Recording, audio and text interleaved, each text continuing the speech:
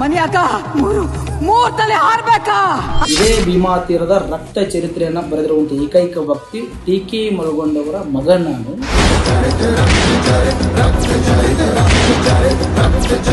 ಕೈಗಳು ಒಳಗು ಹೊಕ್ಕಾರ ಹುಡುಕಿ ಹೊಡಿರಿಯೋ.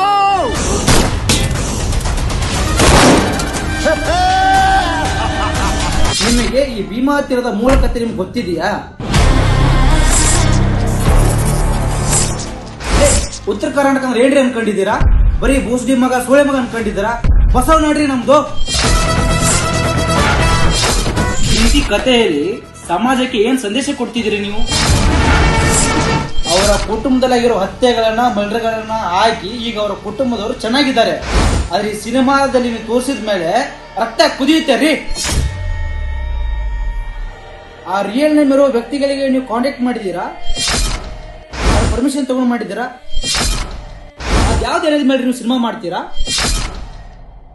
ಒಬ್ಬ ಸೀನಿಯರ್ ಡೈರೆಕ್ಟರ್ ಆಗಿ ಇಂಥ ಕಥೆಗಳು ಆಯ್ದುಕೊಂಡಾಗ ಒಬ್ಬರ ಪರ್ಮಿಷನ್ ತಗೋಬೇಕು, ಒಬ್ಬರ ಬಗ್ಗೆ ಕೇಳ್ಬೇಕನ್ನಂತ ಕಾಮನ್ ಸೆನ್ಸ್ ನಿಮ್ಗೆ ಇಲ್ವೇನ್ರಿ? ಸಿನಿಮಾ ಮಾಡ್ಬೇಕಾದ್ರೆ ನಿಮ್ಗೆ ಒಂದು ಮಾತಿಂದ ಪರ್ಮಿಷನ್ ರೀ ಕೇಳಿದ್ರು ಅಥವಾ ಏನ್ರಿ?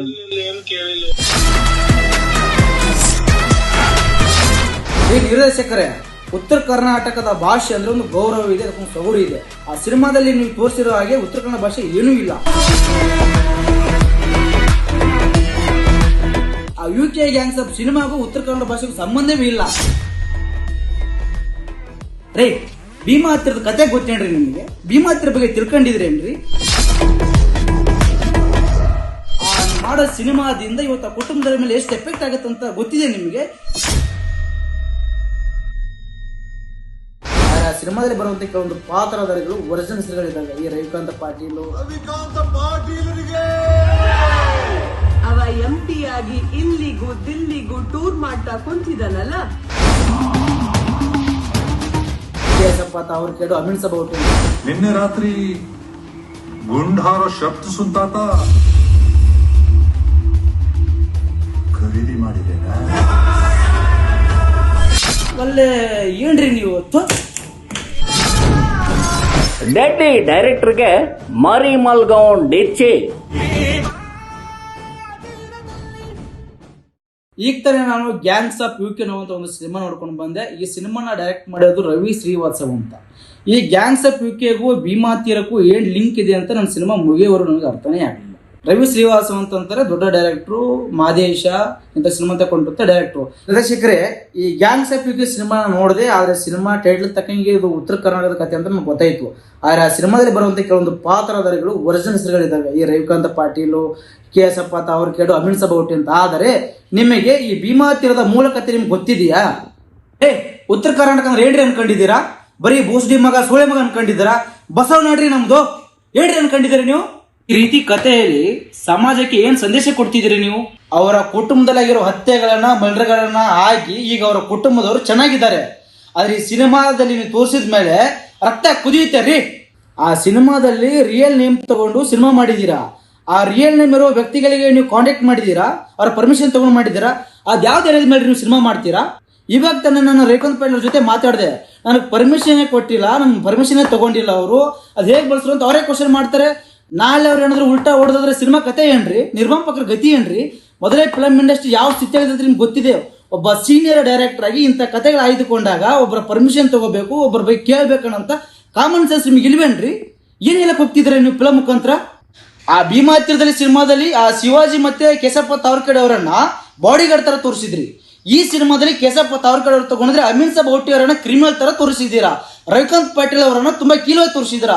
ಅವ್ರ ಅಭಿನಯಗಳು ಏನ್ರಿ ಅನ್ಕೋತಾರೆ? ಅವ್ರಿಗೆ ಕೇಳಿದ್ರೆ ನೀವು ನಾಚಿಕೆ ಆಗಲ್ವಾ ನಿಮ್ಗೆ? ರೀ ನಿರ್ದೇಶಕರೇ, ಉತ್ತರ ಕರ್ನಾಟಕದ ಭಾಷೆ ಅಂದ್ರೆ ಒಂದು ಗೌರವ ಇದೆ, ಅದಕ್ಕೊಂದು ಸೊಗಡು ಇದೆ. ಆ ಉತ್ತರ ಕರ್ನಾಟಕದ ಭಾಷೆ ಇಟ್ಕೊಂಡು ಸಿನಿಮಾ ಮಾಡ್ತೀರ ಅಂದಾಗ ನಿಮ್ಮ ಭಾಷೆನ ತುಂಬಾ ಹಿಡಿತದಲ್ಲಿ ಇರಬೇಕು. ಆ ಸಿನಿಮಾದಲ್ಲಿ ನೀವು ತೋರಿಸಿರೋ ಹಾಗೆ ಉತ್ತರ ಕನ್ನಡ ಭಾಷೆ ಏನೂ ಇಲ್ಲ, ಬೇರೆ ರೀತಿ ತೋರಿಸಿದ್ದೀರಾ. ಆ ಕಾಲಿನ ಪಾತ್ರ ನೋಡಿದ್ರೆ ಅಜೀಬ್ ಅನ್ಸುತ್ರಿ. ಇಡೀ ಗಾಂಧಿನಗರದಲ್ಲಿ ಎಷ್ಟೋ ಜನ ಹುಡುಗರು ಓಡಾಡ್ತಿದ್ದಾರೆ.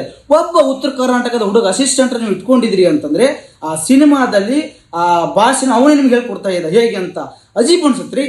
ಏನ್ರಿ ಅನ್ಕೊಂಡಿದ್ರಿ ಉತ್ತರ ಕನ್ನಡ ಭಾಷೆ ಅಂತಂದ್ರೆ?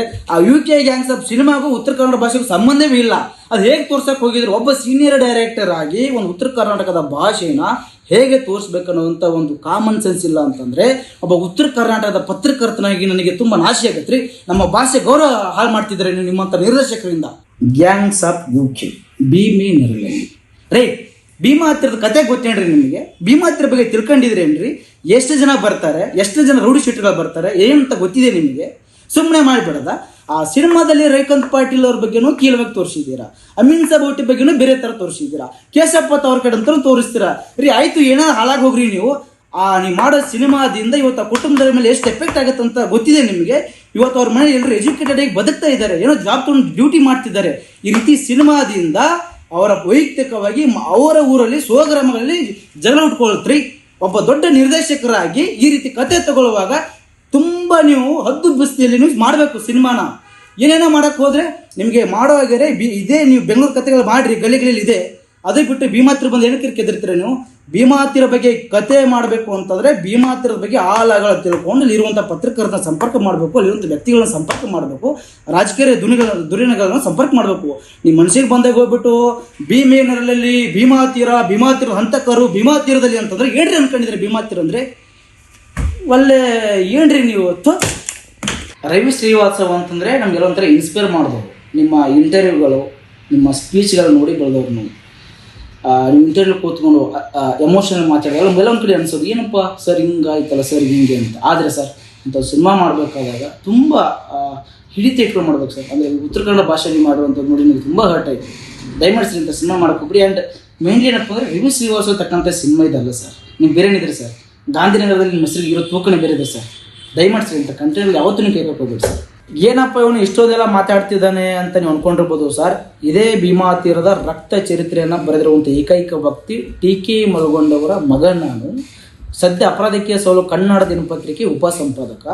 ಯಾಕೆ ಇಷ್ಟೆಲ್ಲ ಮಾತಾಡೋದು ಅಂತಂದರೆ ನಾನು ಭೀಮಾ ತೀರದಲ್ಲಿ ಬೆಳೆದಿರುವಂಥ ಹುಡುಗ.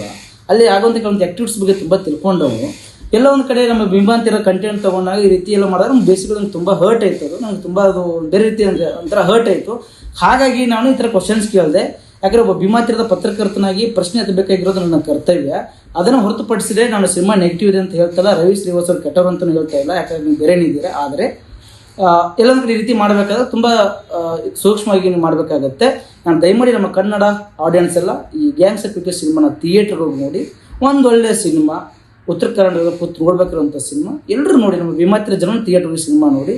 All the best Ravi Srivastava.